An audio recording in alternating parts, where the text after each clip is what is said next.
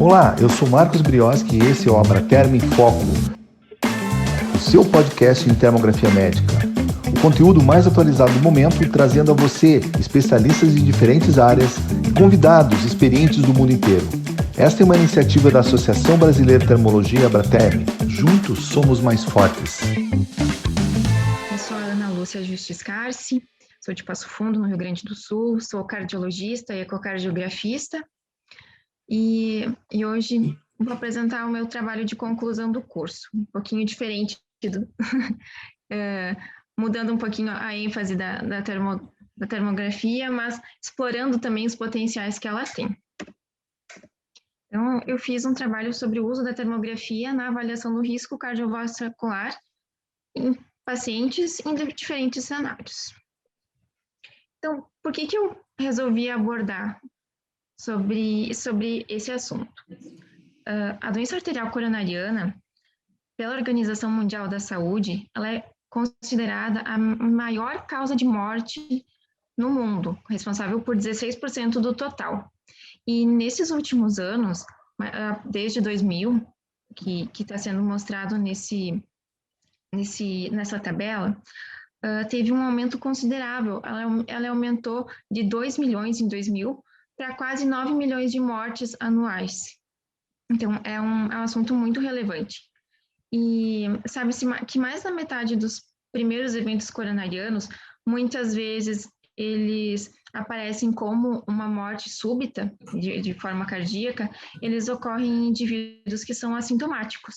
Então, a gente precisa fazer uma abordagem mais precoce e mais invasiva, e utilizando um método que seja fácil e não invasivo. Então, a importância da detecção precoce nos indivíduos e detectar principalmente aqueles que têm um risco elevado. Já tem recomendações para avaliação desse risco com perfil lipídico nesses pacientes e estratificação pelo score de Framingham, que é super conhecido. Então, a gente vai abordar o quê? A disfunção endotelial, associada, então, como evento principal e inicial que vai desenvolver a doença cardiovascular no futuro. E a DTM, que a gente vai abordar nos próximos estudos, ele é um método não invasivo e ela avalia essa disfunção inicial, que vai apresentar uma resposta diferente nos indivíduos e patológica.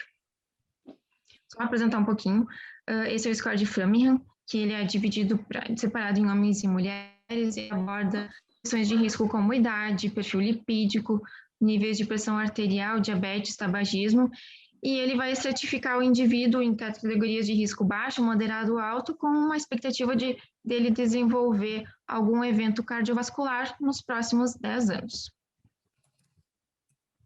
Sobre o teste de reatividade endotelial, o que a gente vai avaliar? Seria a hiperemia reativa, que é uma resposta hemodinâmica, sistêmica e complexa da vasculatura e que tem o objetivo de entregar melhor oxigênio nesses tecidos e promover também a retirada desses subprodutos metabólicos depois desse período de isquemia.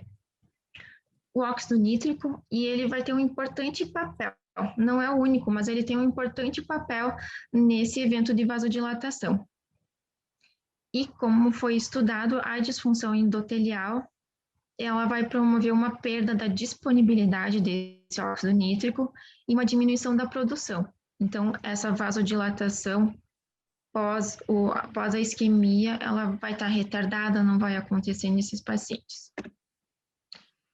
Como é que é feito esse exame? Então, o paciente é colocado numa sala com a temperatura controlada, de 22 a 24 graus, com a umidade também controlada, e é colocado para ambientalização durante 15 minutos. O paciente é feito um equilíbrio, tá? uma estabilidade dessa temperatura inicial, e é insuflado o cuff de um manguito num dos membros superiores do paciente, para promover uma oclusão da artéria braquial desse paciente.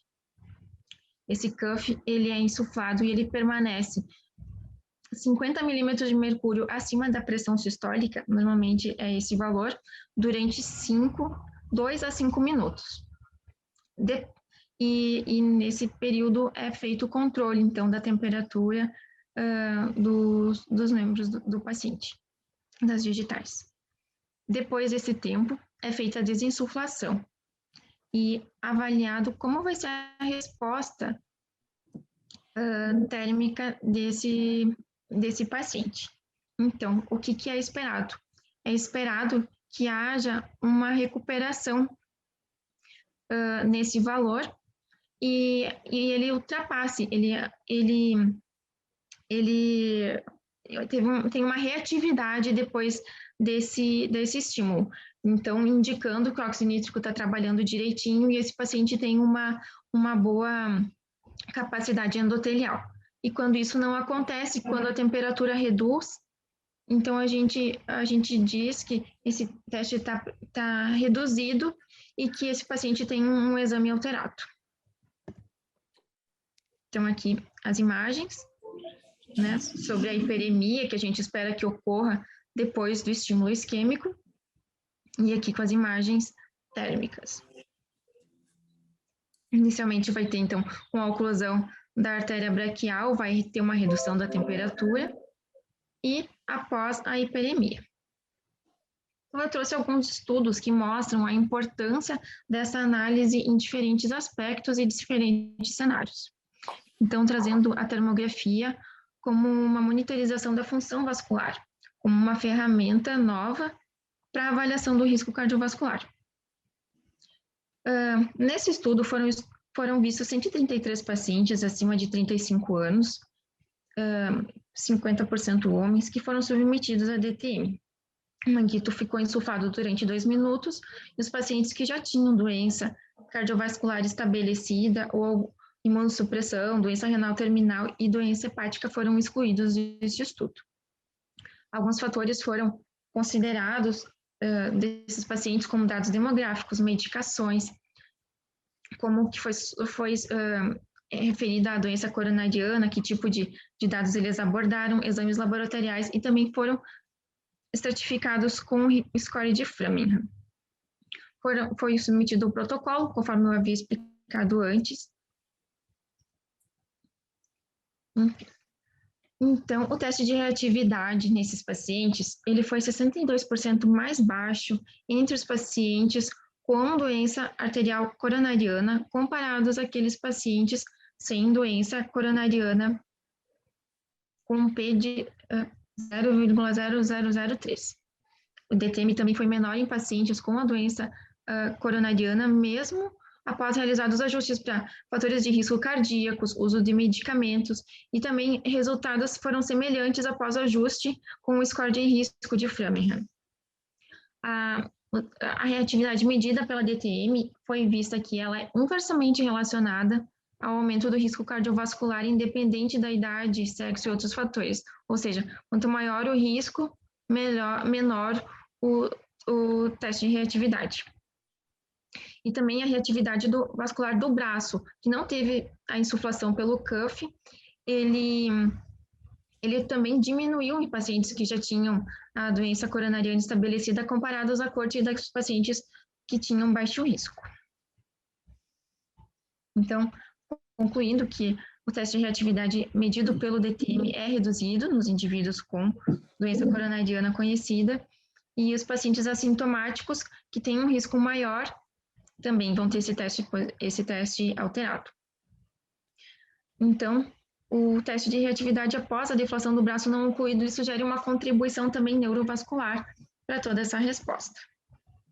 Então, uma significativa relação inversamente proporcional entre o risco de doença e o resultado do DTM, que suporta a adição dessa avaliação à modalidade não invasiva da avaliação da função vascular.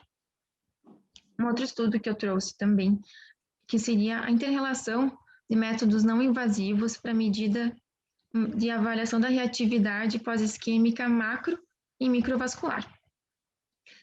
Nesse estudo foram estudados 7 métodos de avaliação da da microvasculatura e macrovasculatura. Todos eles foram colocados no mesmo bolo. E para ver, assim, determinar a inter-relação entre esses diferentes métodos não invasivos, que eles têm sido usados para avaliação. E a hipótese seria que as medidas elas seriam correlacionadas umas com as outras. E as medidas de reatividade macrovascular elas poderiam não ser associadas aos índices microvasculares. Então, nesse estudo, 40 pacientes participantes saudáveis e normotensos, tá? E eles realizaram todos os exames com um intervalo mais ou menos de 30 minutos.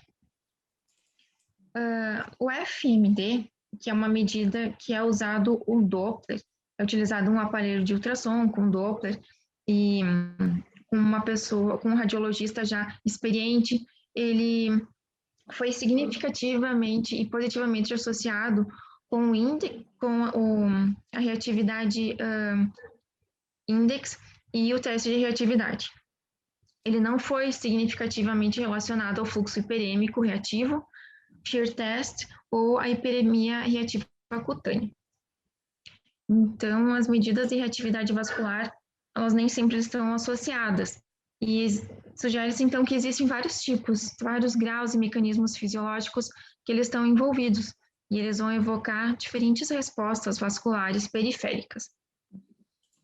Além do óxido nítrico, a gente precisa lembrar que existem outros fatores, como adenosina, prostaglandina, alguns fatores derivados do endotélio, potássio, pH, peróxido de hidrogênio, uma resposta miogênica e também da estrutura microvascular dos pacientes.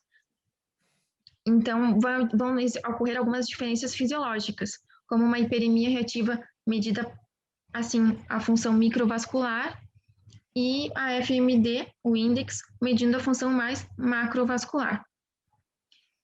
Isso contribuindo para diferentes níveis de contribuição, micro e macrovascular de cada técnica.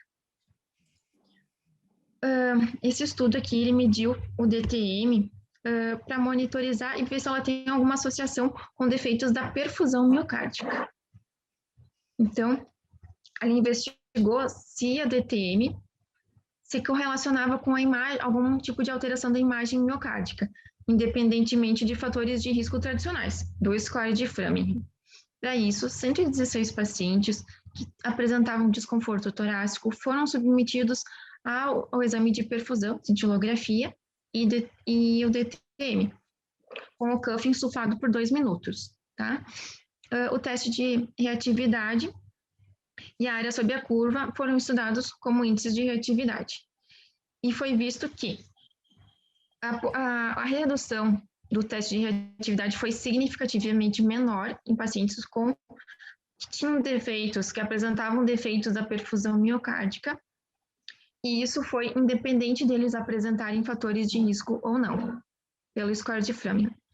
Mas foi visto que a contribuição da DTM, juntamente com o score de Framingham, eles foram o que forneceram um melhor valor preditivo para ter essa alteração da perfusão, sugerindo, então, uma potencial e efetiva utilidade da DTM para otimizar a avaliação do risco cardiovascular nesses pacientes.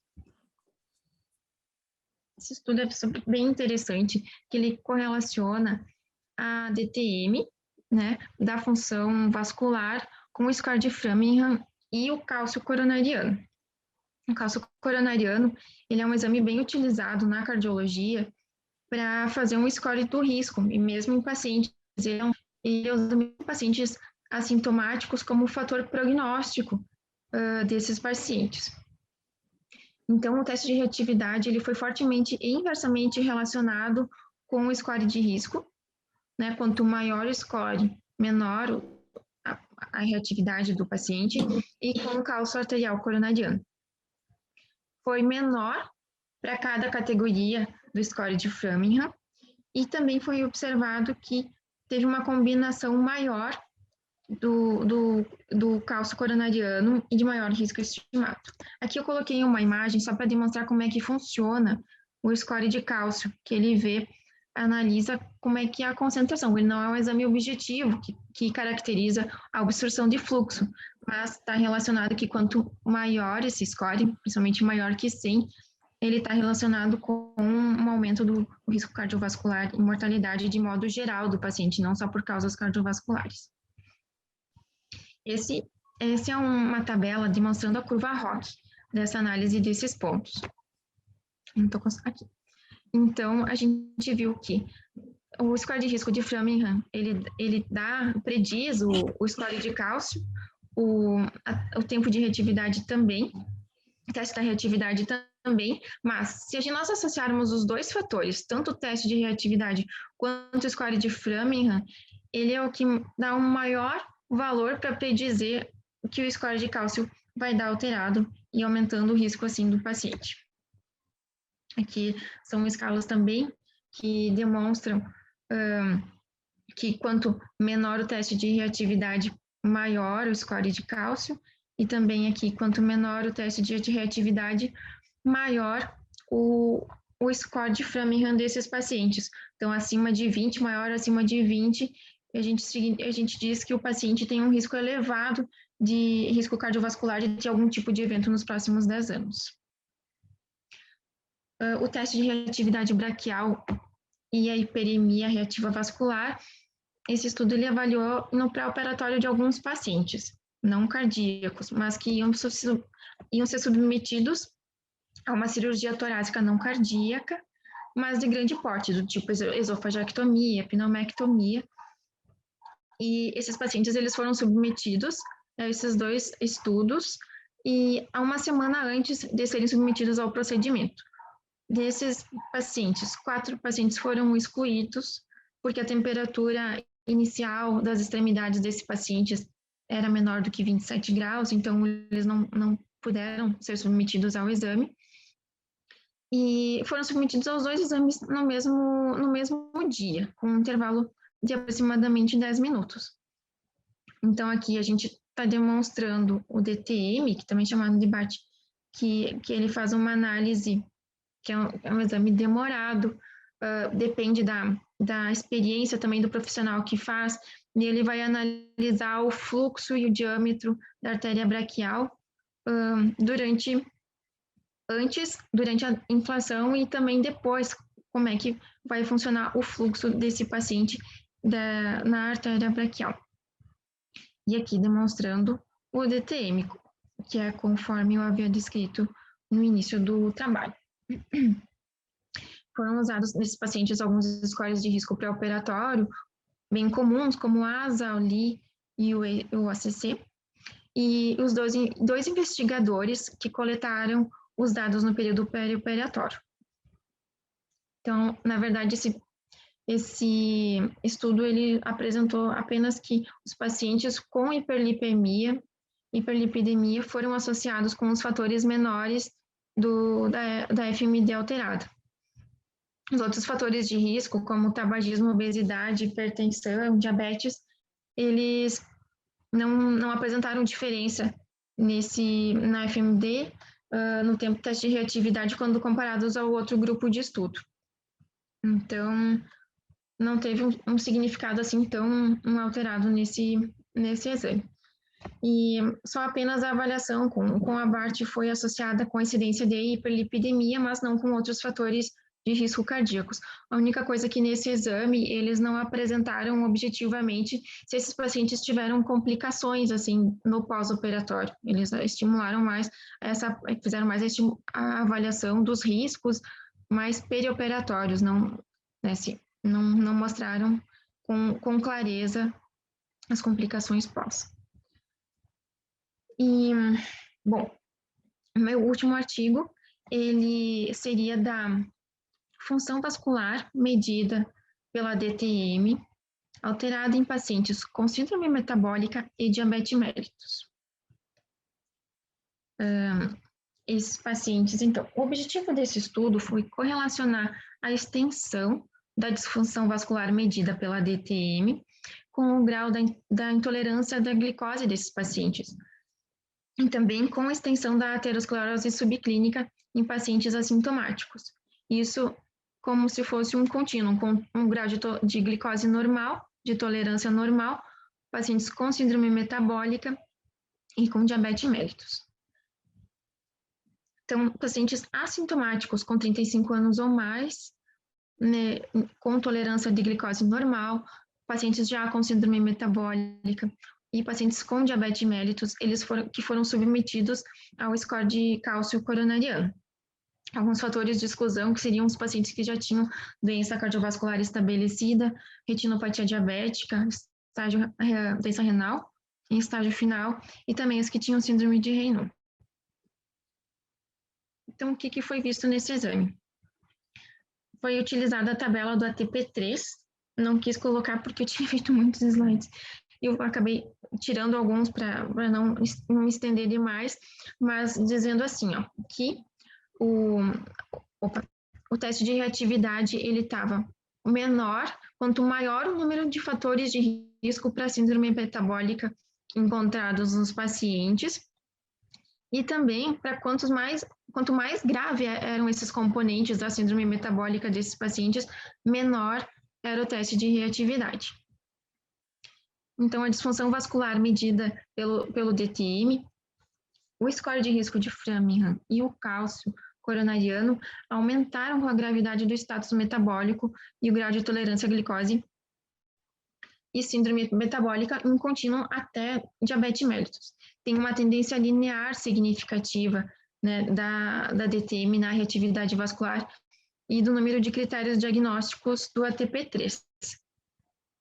Então, foi observado que a disfunção vascular medida pela DTM, ela aumenta na proporção da gravidade desses fatores.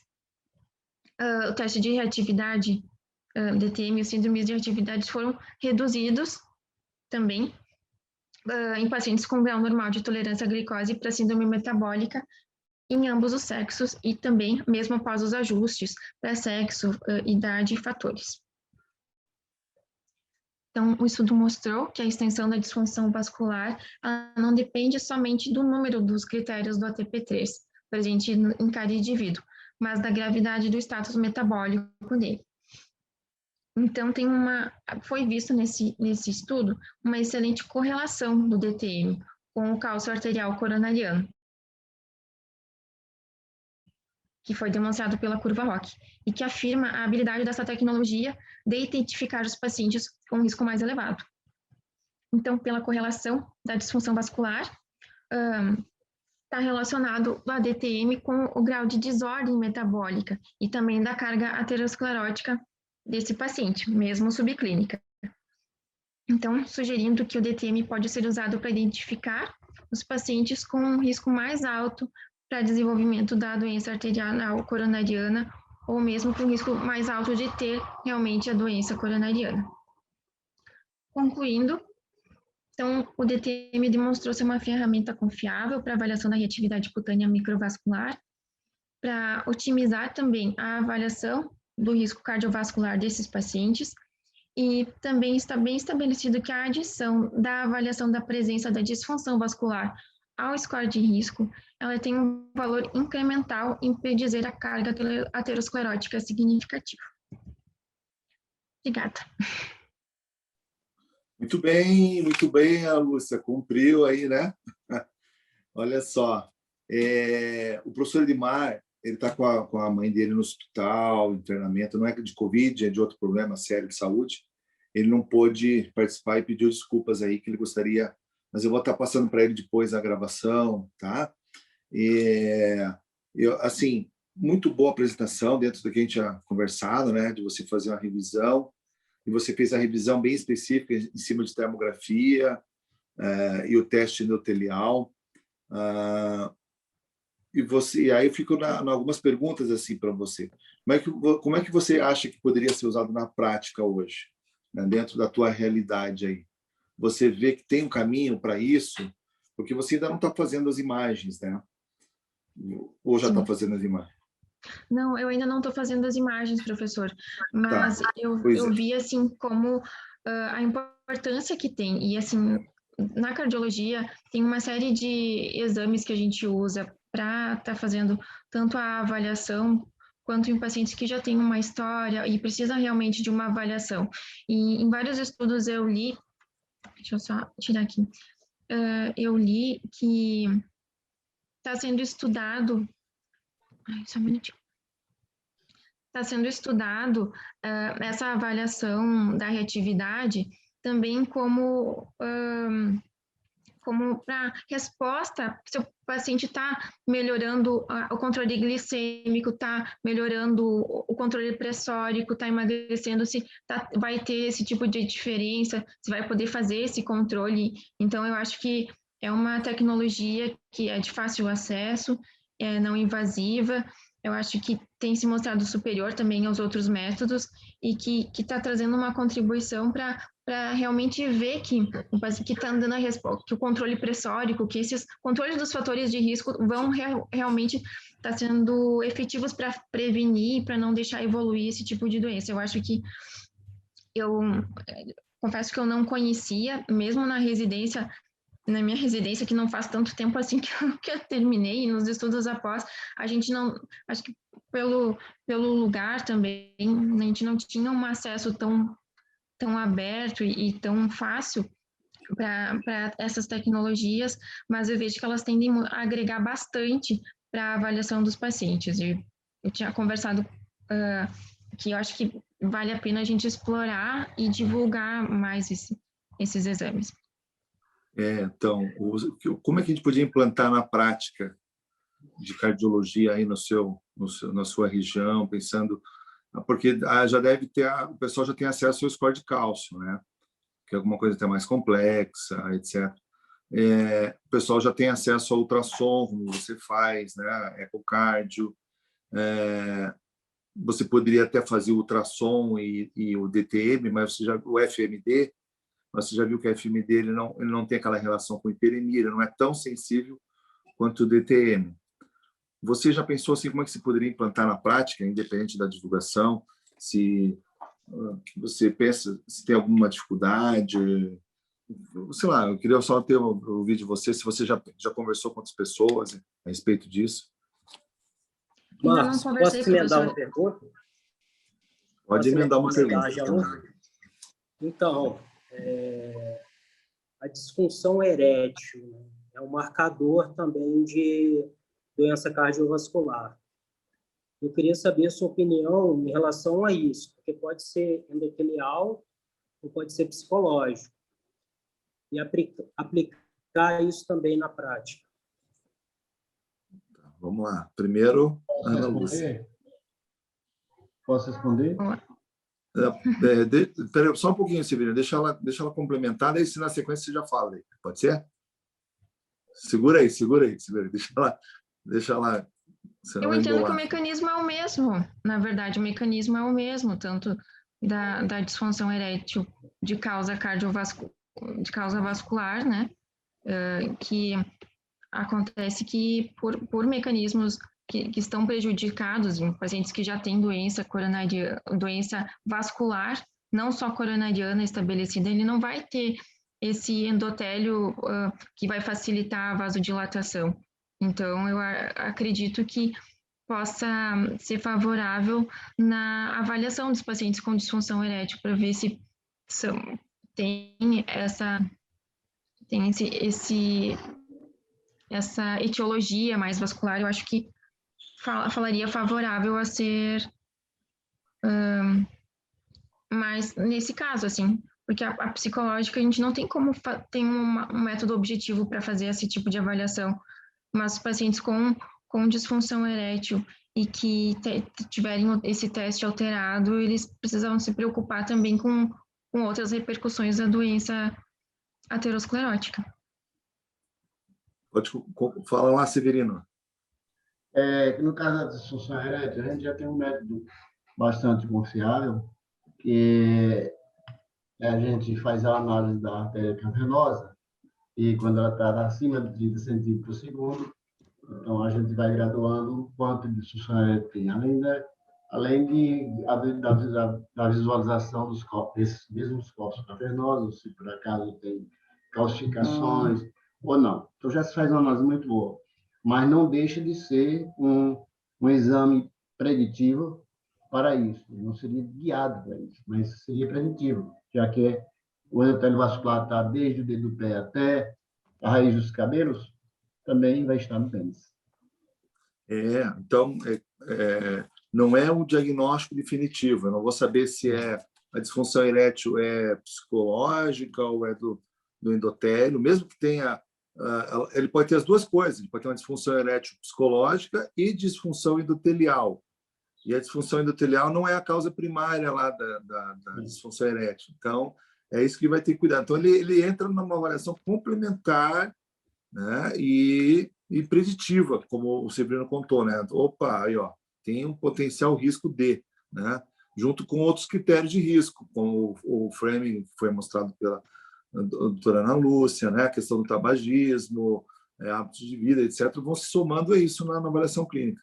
Então, se tem uma dúvida, já descartou uma dúvida anatômica por um exame de ultrassom, por exemplo, pode ser feito o exame de disfunção endotelial. Se for uma disfunção endotelial significativa, grave, acentuada, né, queda de temperatura das mãos ao teste, isso pode ser mais favorável que realmente tem a disfunção erétil tem uma causa endotelial envolvida e que pode ser testada, né? Você pode fazer um teste terapêutico. Você entra com medidas aí de melhora da função endotelial, com arginina, substâncias que produzem vasodilatação, faz o teste endotelial de novo, verifica que se aumentou, se houve uma resposta, às vezes pode até ter tido uma resposta, mas o paciente ainda continua com disfunção erétil. Então, já faz pensar de novo, não, esse aqui tem mais causa psicogênica, porque não foi encontrado nada anatômico, a parte endotelial foi,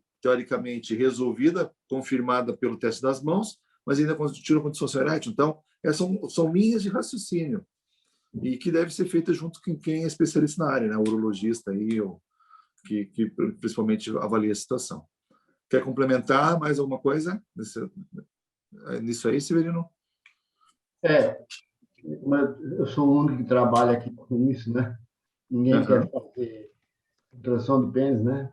Tem que injetar papaverina, né? Tem que ter a ereção ou não, no caso de haver complicações ou obstrução ou problema hemoclusivo, né? O que poderia associar, né, Severino? Poderia informar aos colegas que pedem esse tipo de exame de ultrassom, dizendo para eles que tem uma avaliação funcional, que é diferente, mas que pode ser útil no diagnóstico para eles, no acompanhamento, né, terapêutico. Eu estou fazendo isso. Aí, ó. E alguma dica para a Ana em relação a como é que ela poderia conversar com os cardiologistas para começar o teste endotelial? O que a experiência diz, hein?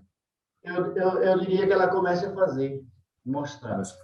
Dar exemplo, né? Mostrar as imagens, que é o único meio que a gente consegue. Hoje, aqui nós já estamos fazendo 3, 4 pacientes dia, na área que você sabe, que eu atuo mais, que é a de mama. Começar a fazer. Daqui a pouco começam a pedir. Então, invista. Você vai ser a primeira aí na sua região, vai dar tudo certo. E tem o know-how, a cardiologista já faz imagem, trabalha com ecocardio, tudo, já é uma referência no diagnóstico, né, Severino? Será o diferencial seu. Verdade. Ela é nova ainda, né, Severino? Então tem muito aí. Eu sei que era estudante de medicina ainda, 15 anos. É só o rostinho, bem novinha, mas... A jovialidade da professora Luciano Balbinot, né?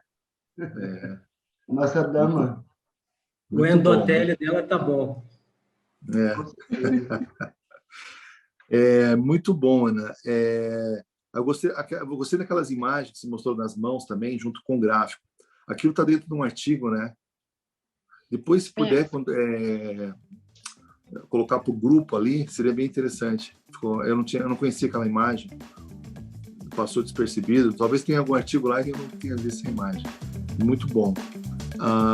E é isso, muito bem.